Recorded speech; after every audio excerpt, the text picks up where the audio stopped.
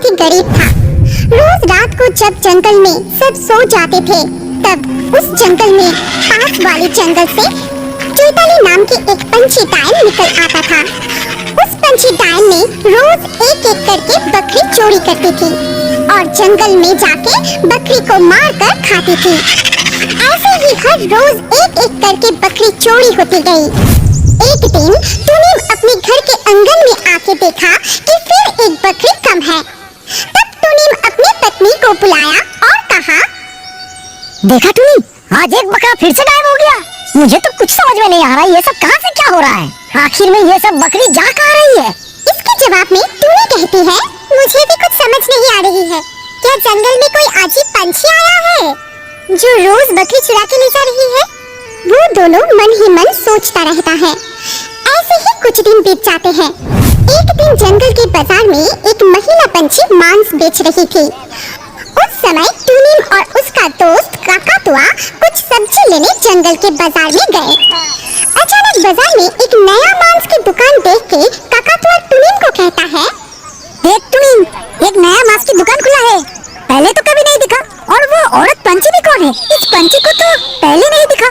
इस जंगल में तो एक ही मांस की दुकान है और उस दुकान की मालिक तेरे से ही बकरी खरीद के मांस बेचता है। इसके बाद काकातुआ टुनिम से पूछता है, क्या इस पंछी ने कभी तुमसे बकरी खरीदा था? अरे ना, मैं तो इस पंछी को बिल्कुल पहचान ही नहीं पा रहा हूँ। फिर इस पंछी ने कहाँ से बकरी खरीदी? टुनिम और काकातुआ इस बारे में बात कर रहे थे। वो दोनों दुकान के सामने जाके पूछा कि अच्छा, आप कहाँ से बकरी खरीद के यहाँ पे बेच रही हैं? पहले तो इस जंगल में आपको कभी देखा नहीं है। उस पंछी ने कुछ कहना ही नहीं चाहती थी। वो सिर्फ ये बोली कि आप लोगों को उससे क्या लेना देना है?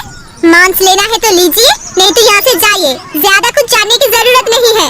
ये बात सुन के टुनिम और काकातुआ और बात ना बढ़ाकर वहाँ से चला जाता है। शाम को जब टुनिम और टुनी दोनों मिलके बातें कर रहे थे, तभी टुनिम टुनी से कहते हैं, आज सुबह मैंने देखा बाजार में एक नया मांस की दुकान खुला है और एक महिला पंछी वहाँ पे मांस बेच रही है। मुझे तो ये समझ में नहीं आया वो पंछी कहाँ से मांस खरीद रही है।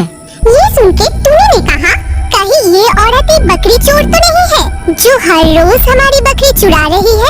अरे ना, ये कभी भी नहीं हो सकता। देखो, बकरी तो हम बांध के रखते हैं और सब दुकानदार हमारे घर में आके ही वो खरीद के ले जाता है। उस पंछी को ये सब कैसे पता होगा? और सबसे बड़ी बात ये है, उस पंछी को तो इस जंगल में पहली बार हमने देखा। तभी टुनिम की बेटी टुनिका वहाँ आती है और अपने माँ बाबूजी से कहती है कि मामा, बहुत दिनों से मांस नहीं खाया, आज रात आप मांस बनाएंगे?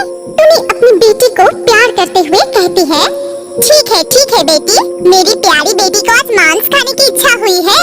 मम्मी उसके लिए आज बहुत ही स्वादिष्ट मांस बनाएंगे। ये कह के टुनी उसके पति से कहती है, आप जाओ बाजार से मांस ले आओ, बहुत दिनों से हमारी बेटी ने मांस नहीं खाई। इसके बाद टुनिम शाम को जंगल में जो बाजार है वहाँ पर गया और बाजार जाके टुनिम ने देखा कि चारों ओर अंधेरा ही अंधेरा है। सारे दुकान बंद हो चुके थे, कोई भी पंछी वहाँ नहीं था।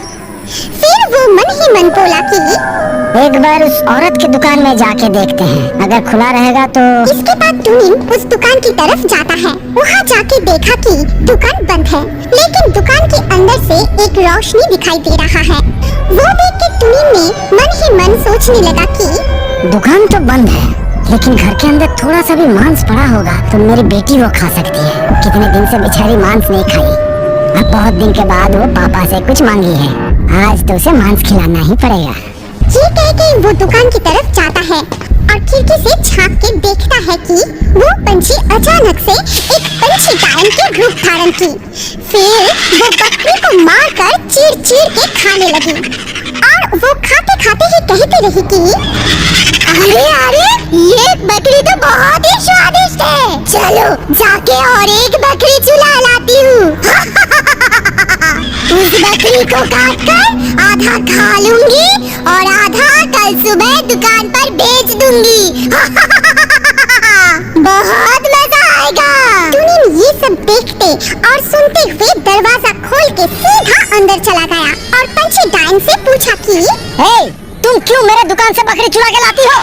क्या चाहती हो तुम? देखो, हम लोग बहुत गरीब पंछी हैं, हमारा इतना नुकसान करके तुम्हें क्या मिल रहा है?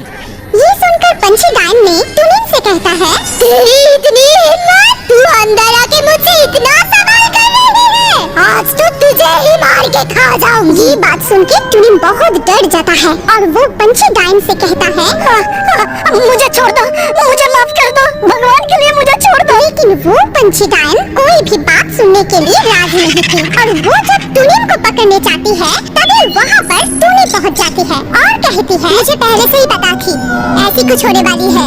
हमारे घर से बकरी चुराने के पीछे इस औरत का हाथ है। टुनी, तुम एकदम चिंता मत करो, ये पंछी हमारी कोई नुकसान नहीं कर पाएगी। ये कहते टुनी पूजा की हुई पवित्र गंगा जल पंछी डाइन की तरफ छिड़काया जो उसने अपने साथ लाई थी। पंछी डाइन के ऊपर गंगा जल पड़ते ही आग लग जाती है और वो चिल्लाने लगती है, बचाओ, बचाओ, मैं जल गई, बचाओ।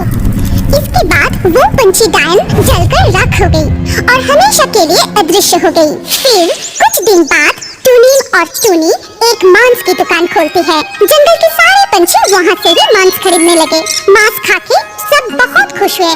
धीरे धीरे करके टुनिन का कमाई भी बढ़ गई। फिर वो एक सुंदर सा घर बनाया।